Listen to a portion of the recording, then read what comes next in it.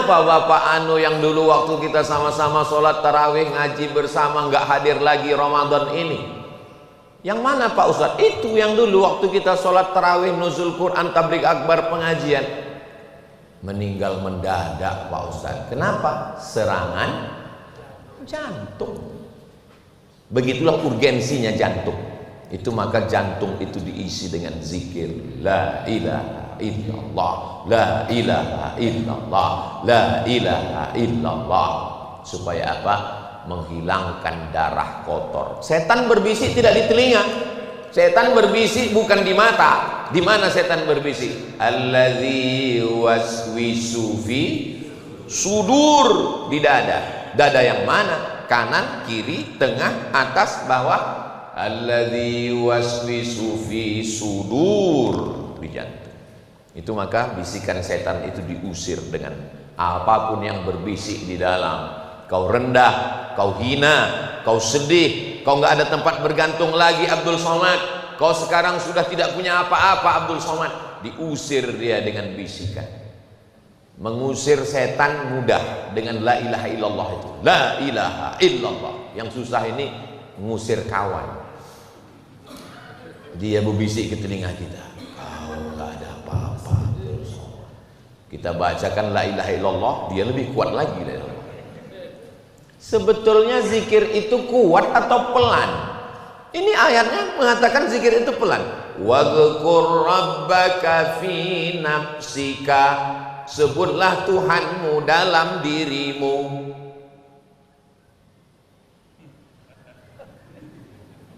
Zikir nggak usah kuat-kuat.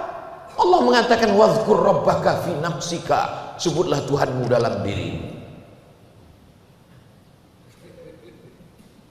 Ayat itu turunnya di Makkah sebelum Nabi pindah ke Madinah. Di Makkah nggak boleh zikir kuat-kuat, karena kalau zikir kuat-kuat nanti ditangkap oleh Abu Jahal, Abu Lahab dan Abu Sufyan. Tapi di Masjid Al-Muslih, kalau kita zikir kuat-kuat, ada Abu Lahab yang datang? Enggak ada. Makanya boleh zikir kuat-kuat. Afdalu zikri fa'lam annahu la ilaha illallah. Kata Syekh Abdul Wahab Asy-Sya'rani yang punya kitab Jami' Karamatil Aulia, berzikir itu kuat, bergetar sampai dari ujung rambut ke ujung kaki. Untuk apa? Mengusir hantu, setan, jembalang tanah, nyi blorong, sundil bolong, mak lampir, semuanya. La ilaha illallah.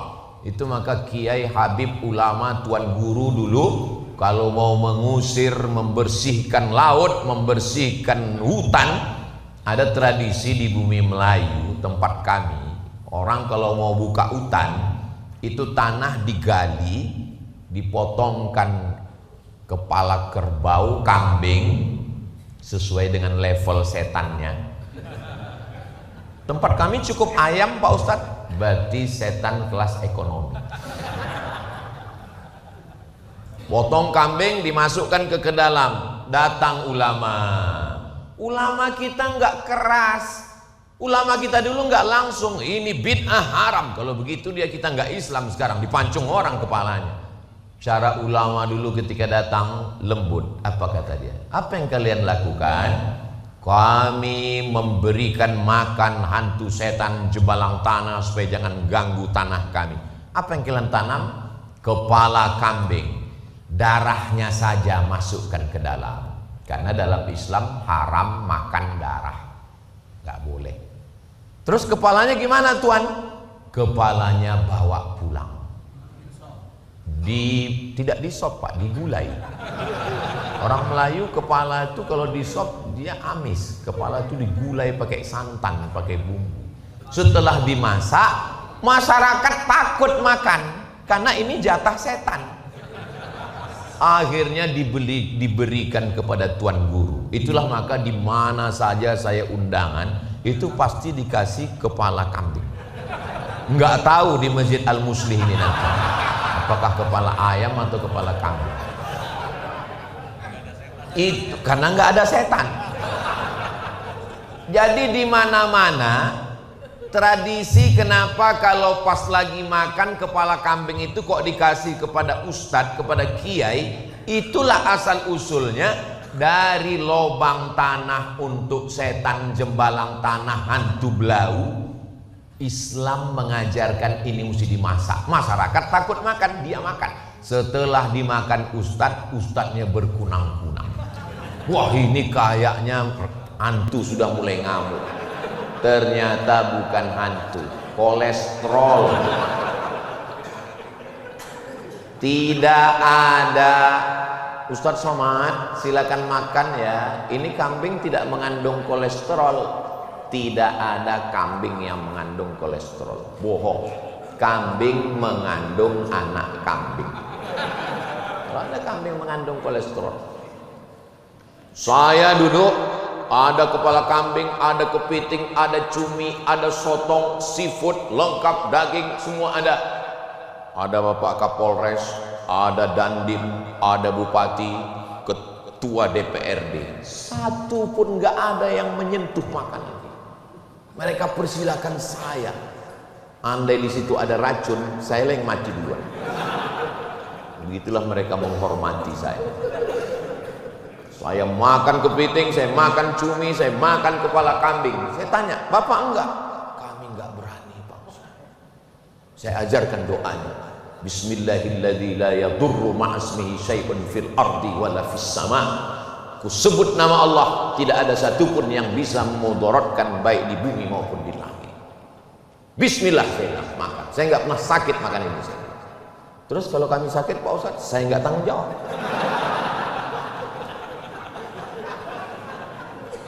Tempat bergantung hanya Allah. Esa tunggal tidak berbilang. Qul huwallahu ahad.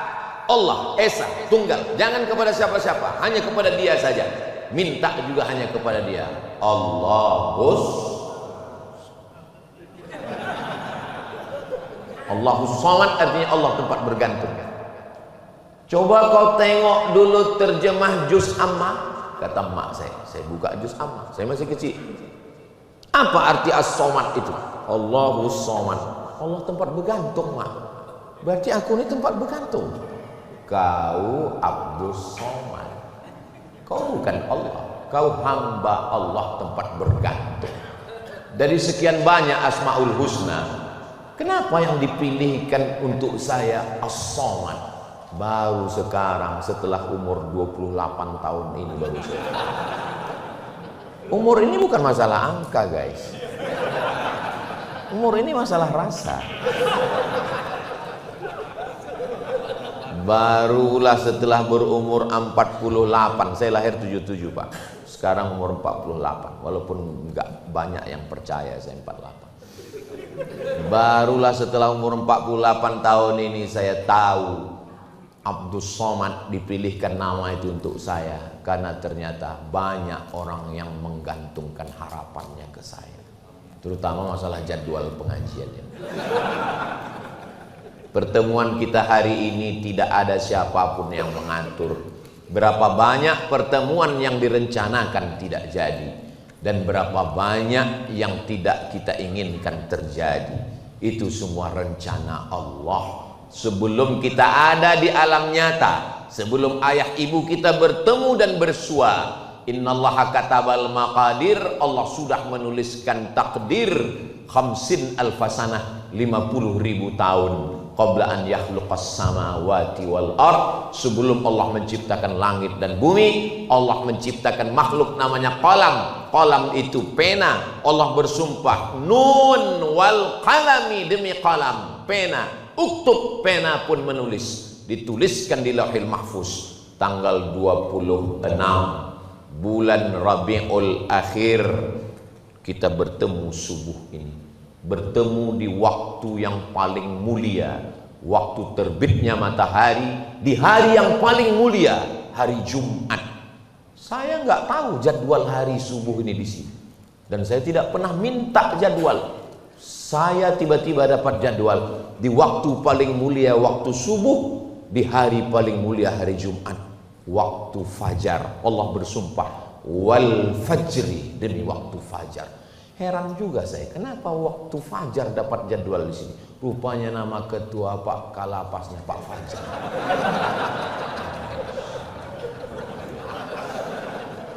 Memang pertemuan kita ini penuh dengan simbol. Lama saya melihat kaligrafi yang ada tertulis cantik dan indah. Sunnah untuk melihat sebelah kanan. Wala tahinu, jangan kau merasa hina Abdul Somad. Kau dihina, dijatuhkan, diremehkan, difitnah. Ayat inilah yang selalu menguatkan saya. Wala tahinu, jangan tanya huruf H-nya mana, waw-nya mana. Pokoknya percaya aja sama saya.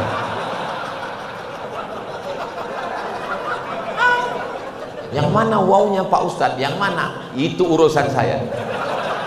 Wala tahinu, jangan merasa hina. Semua orang mengejekmu, menjatuhkanmu, meremehkanmu.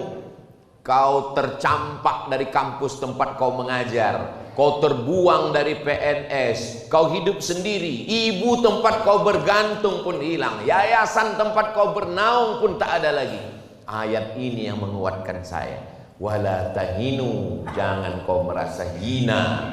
Dua penyakit manusia. Pertama, merasa hina. Yang kedua, wala tahzanu, sedih berkepanjangan. Jangan sedih kehilangan ibu. Jangan sedih kehilangan PNS kau lepas. Jangan sedih kau lepas dari yayasan. Jangan sedih karena kau terhina, terjatuh, terkapar, tersungkur. Wala tahzanu. Dua sudah dihilangkan, ditolong Allah dengan yang dua lagi. Wa antumul a'launa, kau tinggi Abdul Somad. Wa antumul a'launa, kau tinggi Abdul Somad. Betul, setelah saya jatuh, terkapar, terjungkal, tersungkur, tiba-tiba saya ditinggikan Allah Ta'ala. Wa antumul a'launa, engkau tinggi Abdul Somad. Berlalu banjir bandang, angin topan, puting beliung 2019, tepat pada bulan Desember 2020, saya sidang S3 di Omdurman Islamic University. Keluar berita di detik.com, Abdul Somad menyelesaikan disertasinya 600 halaman dengan nilai excellent. Hari itu saya tinggi, wa antumul a'launa, tapi syaratnya in kuntum mu'minin, kalau kau beriman. Saya beriman, saya yakin bahwa suratan hidup saya diatur oleh Allah Subhanahu wa ta'ala. Tapi saya bisa ngomong begitu kan setelah berlalu. Waktu sedang menjalani itu, ayatnya hilang, hadisnya terbang, nasihat-nasihat melayang. Tapi ada teman, ada kawan, ada teman, ada sahabat. Foto kawan sahabat, satu di kanan, satu di kiri, yang selalu menghibur, menyenangkan, membesarkan hati saya. Saya bingkai besar 20 inci. Saya tempel di dinding. Banyak teman tertawa, tapi tak banyak teman duka cita. Banyak kawan berbahagia, tapi tak banyak sahabat pelipur lara. Boleh untuk update status besok pagi. Saya simpan gambar mereka. Tidak ada angin, tak ada hujan, saya undang mereka ke rumah. Acara apa, Mat? Enggak ada. Acara akikah? Tidak. Acara walimah? Tidak. Acara apa? Hanya nongkrong kongko-kongko. Aku rindu dengan kalian, Besti. Hanya untuk mengenang masa-masa susah, masa-masa sulit, masa lalu. Allah, indah susunan Al-Quran itu. Dua yang menyusahkan, dua yang membahagiakan. Wala tahinu, jangan merasa hina, merasa rendah, merasa tidak punya apa-apa, merasa tersingkirkan, merasa debu. Wala tahzanu, jangan merasa sedih berkepanjangan. Diobati dengan dua. Wa antumul a'launa, kau tinggi Abdul Somad. In kuntum mu'minin, kalau kau percaya kepadaku. Kalau ingin ngobrol dengan Allah, sholatlah. Tapi kalau ingin Allah yang ngobrol denganmu, bacalah Quran. Kalau ingin ngobrol dengan Allah, sholatlah. Ngobrol dengan Allah. Inna sholati wa nusuki wa mahyaya wa mamati lillah. Saya Pak Ustadz kalau pakai bahasa Arab ini nggak masuk ke hati saya. Terus saya lebih enaknya bahasa Inggris. Inna sholati, my praying, wa mahyaya, my life, wa mamati, my dying.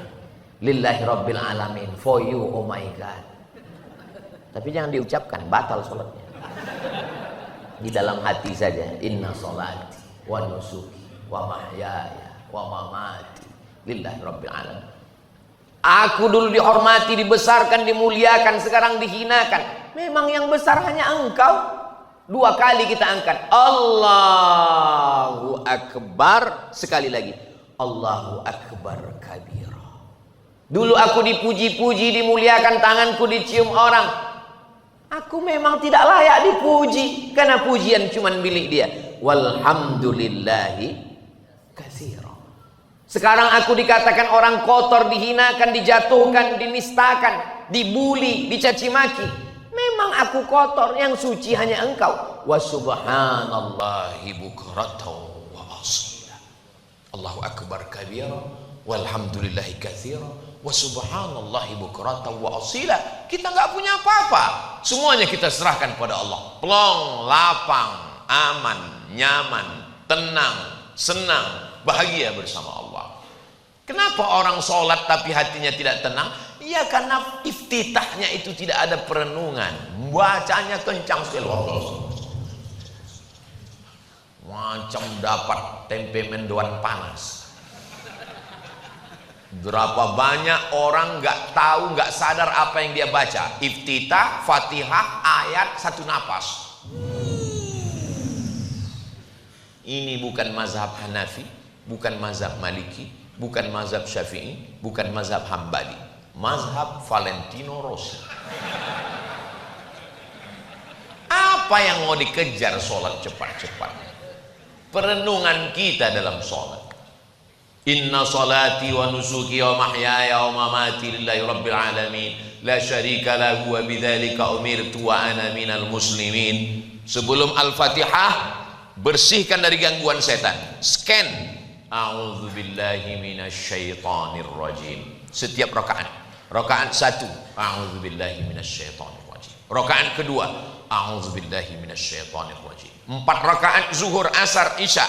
A'udzubillah. Mazhab Syafi'i begitu. Setiap rakaat a'udzubillahi minasyaitonir rajim. Baru bismillah.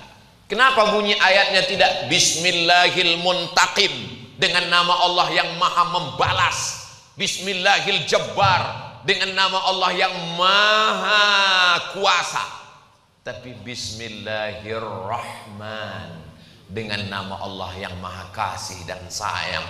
Aku memang banyak salah, aku memang banyak dosa, aku memang banyak silap, aku memang banyak khilaf. Bismillahirrahman. Kalau Rahman sayang, ya. Kalau Rahim, Rahman semua dapat. Yang pakai narkoba, yang pezina, yang perampok, semuanya dapat. Tapi kalau Rahim, yang dapat hanya orang beriman saja. Makanya selalu disandingkan innallaha ghafurur rahim. Innallaha ghafur, pengampun, rahim. Tidak ada ghafurur rahman. Kalau tuan bawa belati, jangan ditusukkan ke sayur kubis. Kalau lampu sudah mati, itu tanda waktu sudah mau habis. Ustaz tahu dari mana? Nampak saya lampu mati.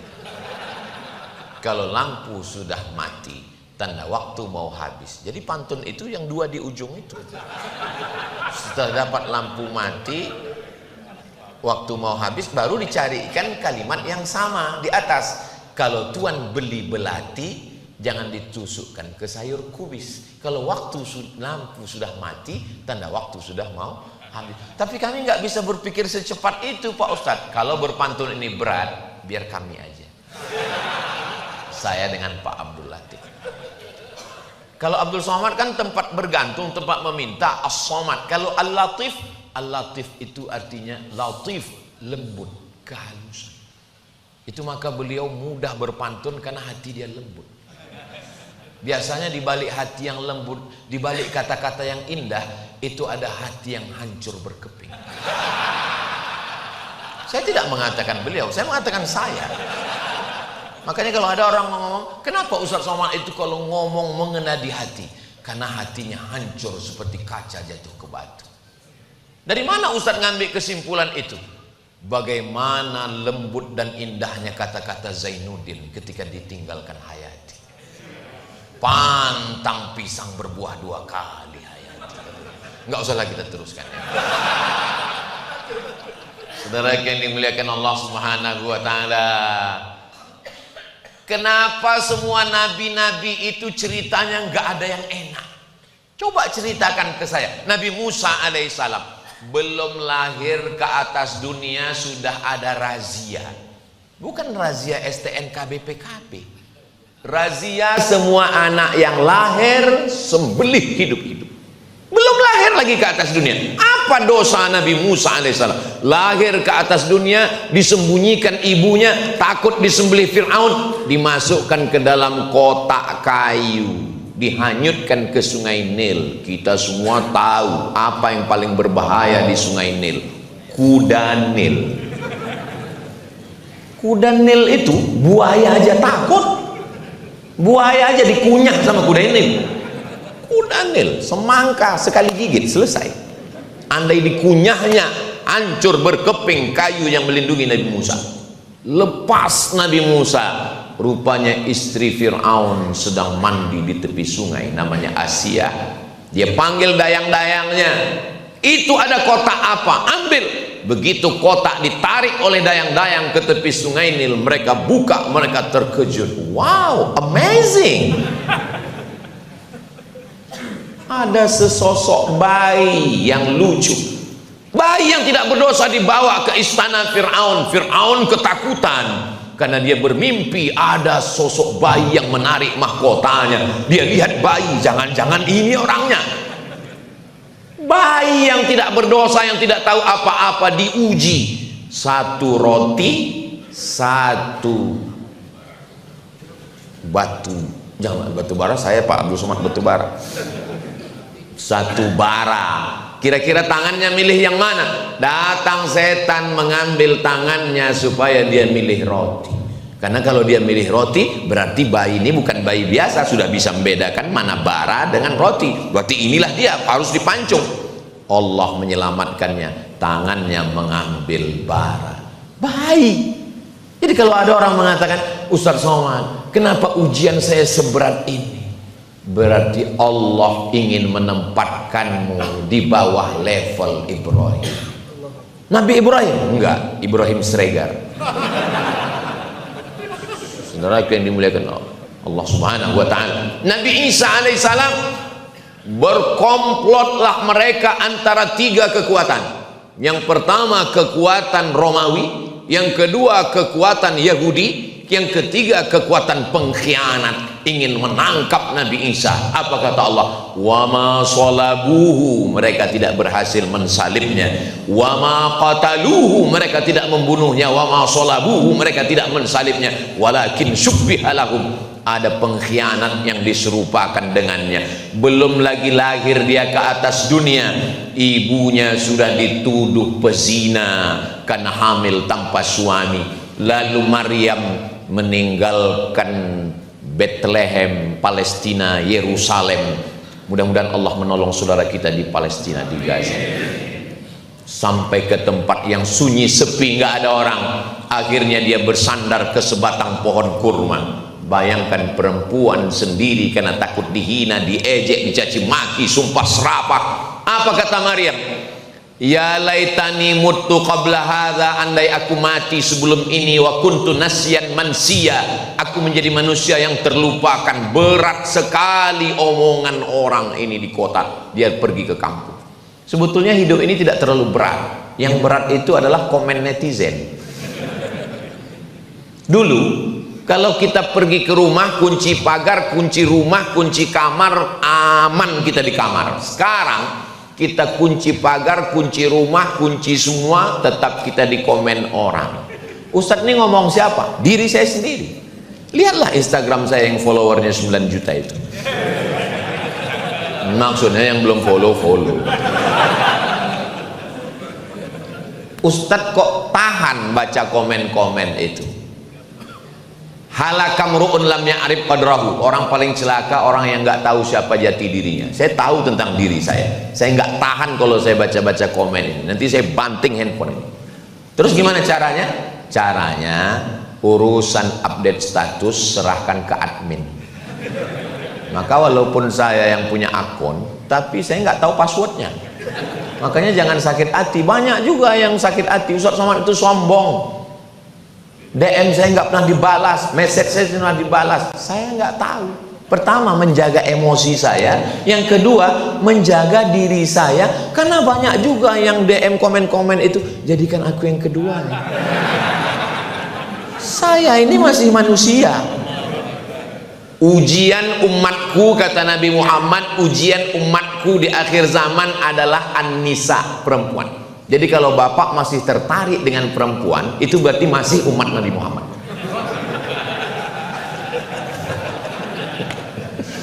Mudah-mudahan kita tidak tertarik sama laki-laki.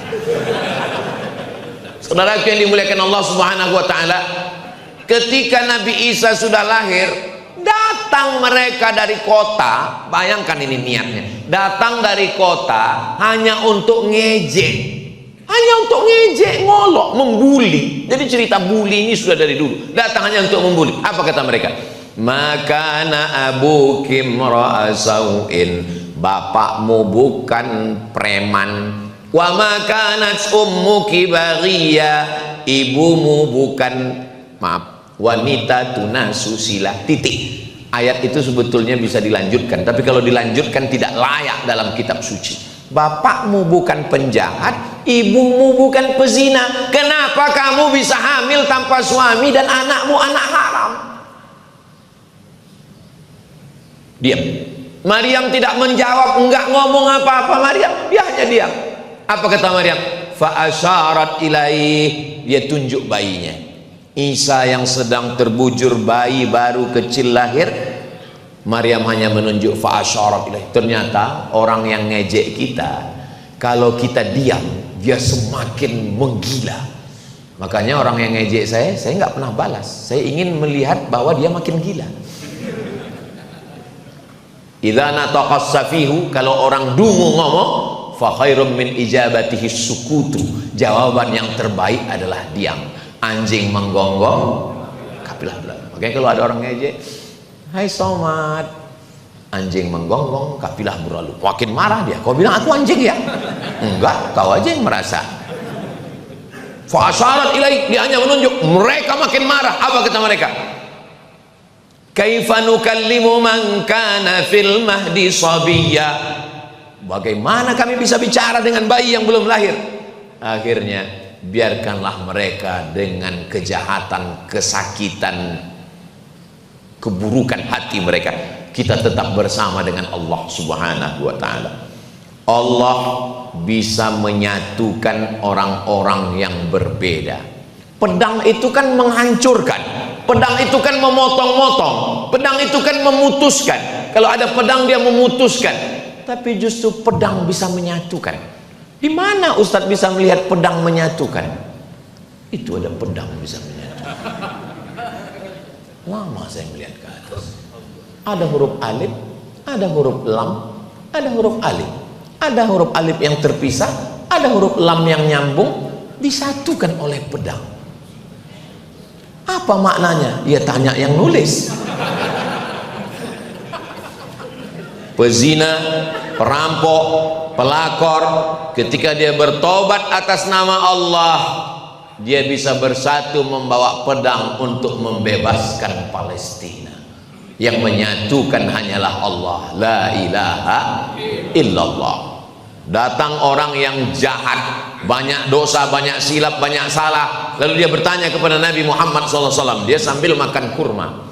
Seandainya aku berperang melawan kafir musyrik dari Makkah yang menyerang kita, apakah aku masuk surga? Kata Nabi, ya, kau masuk surga. Dia cabut pedangnya, dia buang kurmanya. Biasanya orang kalau lagi sedang makan, kita ajak, bro, ayo kita gotong royong. Tunggu ya, selesaikan makannya dulu ya. Tapi dia makan sebelah, yang sebelah dia campakkan, saking tidak sabarnya ingin masuk ke dalam surga Allah Subhanahu wa taala. Siapapun orangnya, ketika dia sudah bersama dengan Allah, maka dia dipersatukan. Pedang yang memisahkan, yang memotong-motong, yang mencerai-beraikan bisa menyatukan selama kita diikat. Ini kita berbagai macam suku bangsa. kita disatukan dengan satu lafaz la ilaha illallah. Yang mengajarkan kita siapa? Muhammadur Rasulullah. Ustaz, sekarang kan di Jawa Barat, kalau orang Jawa Barat itu nanya, gue bukan apa kabar. Oke, kumaha sadayana. Oh, ini bukan orang Jawa Barat semua Pak Ustaz, ini ada orang Makassar. Agak kareba. Dijawabnya, madeceng. Baji-baji. Oh, kami Pak Ustaz dari Sumatera Utara. Biado halak kita sesudena. Oh, kami orang Jawa Pak Ustaz. Pripun kabare panjenenganipun? Muga-muga sing melu acara iki padha kabeh mlebu nang swarga. Berbagai macam suku, bangsa, pulau, bahasa, tapi kita diikat dengan dua ikatan. Ikatan yang pertama, la ilaha illallah Muhammadur Rasulullah. Andai kita tidak, ada saudara kita yang tidak seagama, kita diikat dengan Pancasila dan Undang-Undang Dasar 1945. Siapapun yang datang pertama kali ke Masjid Al-Muslih, maka dia layak untuk berada di shaf yang pertama. Kenapa Ustadz tidak di belakang imam? Karena saya datang terlambat. Islam mengajarkan bersamaan. Apa kata Nabi waktu dia khutbah di Padang Arafah, Haji Wada? 2 bulan setelah itu Nabi meninggal. Kullukum min Adam, semua kamu dari Adam. Wa Adam min turab, dan Adam diciptakan dari tanah. Enggak ada di antara kita ini yang sombong angkuh karena diciptakan dari emas. Enggak ada. Ada di antara kita ini yang diciptakan dari besi. Enggak ada. Kalau ada di sini yang ngaku saya dari besi, berarti dia Robocop atau Transformer. Selama darah masih mengalir, selama jantung masih berdetak, selama paru masih berdegup, maka kita ini manusia. Manusia ini di dalamnya hanyalah darah, daging, kuku, bulu, dan dia diciptakan dari tanah. Kalau memang betul manusia itu dari tanah, sifatnya sama lah Pak Ustadz. Ini kenapa ada kawan saya ini yang sombong? Dia mungkin dari tanah, cuman dari tanah sengketa.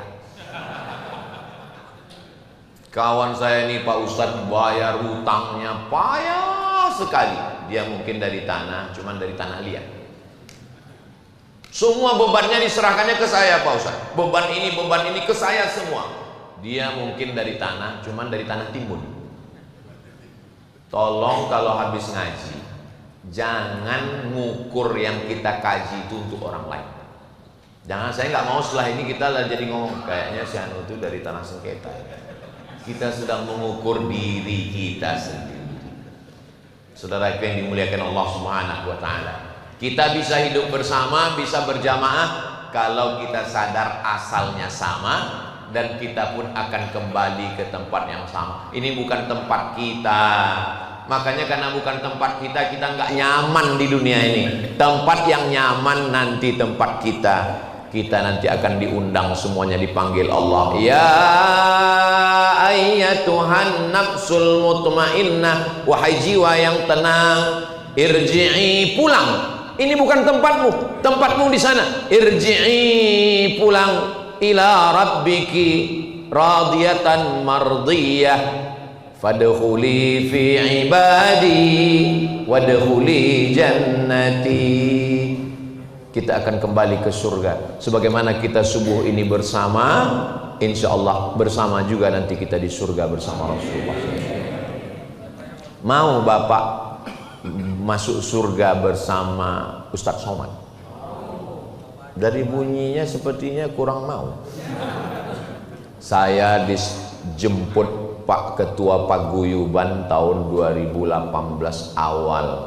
Beliau pertama kali membawa dari Pekanbaru Riau ke Kalimantan Selatan. Lalu kemudian hari ini ketemu lagi. Ketemu dan insya Allah ketemu lagi nanti di surga. Ketika Bapak Ibu semua nanti masuk ke dalam surga, yang pertama mereka cari, pasti mereka tanya ke malaikat, mana Ustadz Somad? Mereka penasaran.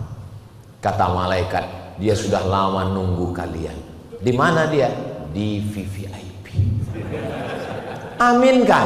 Amin. Sebetulnya itu cara saya. Kadang kalau saya yang minta sama Allah belum tentu dikabulkan Allah karena penuh kepentingan.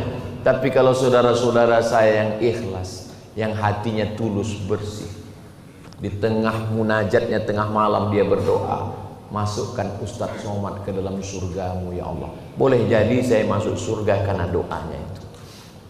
Ustadz Somad kan ceramah di mana-mana, pahalanya sudah banyak. Pahala ceramah saya ini sudah banyak yang hilang karena riya, karena sombong, karena angkuh, karena merasa diri saya, gambar saya yang dipajang. Bayang, kalau Pak Kalapas memang layak, memang beliau yang berkuasa, tapi saya sorbannya merah lagi, bajunya putih, sekarang pecinya jadi merah, menyala bang. Saya kalau lagi menung Pak, jangan-jangan pahalaku ngajar ceramah ini sudah nggak ada lagi di akhirat karena riya, karena sum'ah, karena merasa tinggi. Sekarang ini saya disiapkan pentas, disiapkan kursi. Orang susah nyari kursi, saya disiapkan kursi. Kenapa saya nggak mau duduk di kursi?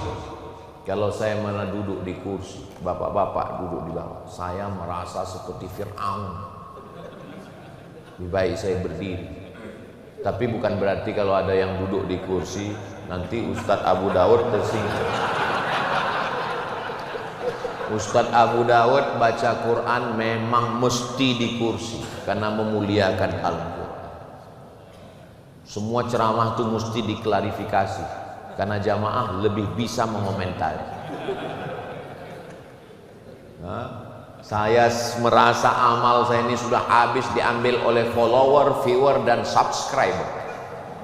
Tapi di lubuk hati saya yang paling dalam, saya mungkin masuk surga karena jamaah Masjid Al-Muslim.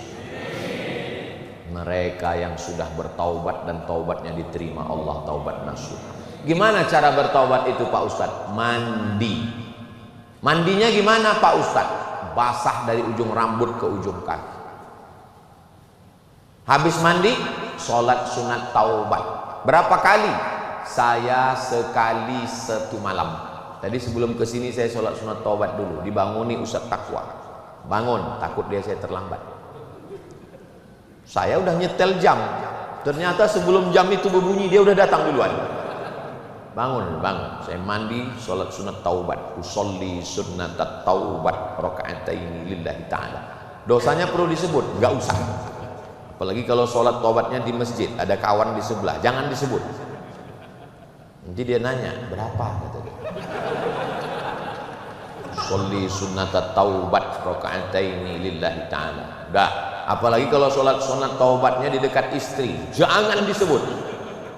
Itu hanya membuka pintu untuk masuk ke masalah yang lebih besar. Sholli sunnata taubat raka'ataini lillahi ta'ala. Allahu akbar kabira. Al-Fatihah. Habis itu baca ayat. Ayatnya Pak Ustadz kayak hafal Quran aja. Banyak jamaah ini setiap saya jelaskan sholat sunat nanya, ayatnya Pak Ustadz macam banyak aja hafalan kau. Ya ayat yang biasa itulah. Enggak ada ayat-ayat wajib, enggak ada. Allah sudah memudahkan kita, yassiru wala tu'assir. Mudahkan, jangan persulit orang. Basyiru, berikan kabar gembira. Setelah sholat sunat taubat, lalu kemudian beristighfar. Astaghfirullahalazim, astaghfirullahalazim, astaghfirullahalazim. Kalau ada kawan yang ngajak ngobrol, gimana kabarnya? Astaghfirullah. Baik. Man lazimal istighfar, siapa yang memperbanyak istighfar, ja'alallahu lahu min kulli dhiqin makhraja, kesempitan hatinya dilapangkan Allah. Wa min kulli hammin faraja, kepayahannya dimudahkan Allah. Wa razaqahu min haitsu la yahtasib, diberi rezeki dari jalan yang tidak disangka-sangka. Seminim-minimnya malam bangun, mandi, bersih, suci, wangi, pakai minyak wangi supaya malaikat makan. Itu kenapa kalau maulid diharumkan bukhur wangi, minyak wangi supaya malaikat-malaikat rahmat datang. Mandi, bersih, pakai parfum minyak wangi, sholat sunat wudhu dulu. Habis sholat sunat wudhu, sholat sunat taubat. habis sholat sunat taubat, sholat sunat tahajud, habis sholat sunat tahajud, sholat sunat hajat, habis sholat sunat hajat, sholat sunat witir, habis itu duduk nunggu azan subuh. Nunggu azan subuh, istighfar 100, sholawat 100, la ilaha illallah 100. Beli tasbih. Tasbih yang kemarin gantung di mobil sudah cukup lama kau bertasbih. Bahkan sudah keluar filmnya, judulnya Ketika Mobil Bertasbih. Tolonglah izinkan gantian kita. Kau udah cukup syarat masuk surga. Jangan sampai mobilnya masuk surga, yang punya masuk neraka. Kita ambil, kitalah yang bertasbih. Istighfar 100, astaghfirullahalazim, astaghfirullahalazim, astaghfirullahalazim. Habis itu sholawat 100, Allahumma sholli ala Sayyidina Muhammad wa ala ali Sayyidina Muhammad, Allahumma sholli ala Sayyidina Muhammad wa ala ali Sayyidina Muhammad. Habis itu tahlil 100, la ilaha illallah, la ilaha illallah. Ustadz, bagusnya zikir itu buka mata atau tutup mata? Tergantung situasi dan kondisi. Kalau rasanya nyaman buka, buka. Kalau rawan tutup. Kalau nanti dalam tutup itu nampak penampakan, cepat buka. Saya pas lagi sedang berzikir, macam-macam nampak. Ada nampak wajah tengkorak bertaring, cepat buka. Sedang berzikir, tiba-tiba terdengar suara, ya Abdas Samad, anta waliyun min awliyai, kau sudah kuangkat menjadi waliku. Cepat buka. Takut saya. Ini kalau diperturutkan nanti lama-lama saya mengaku wali.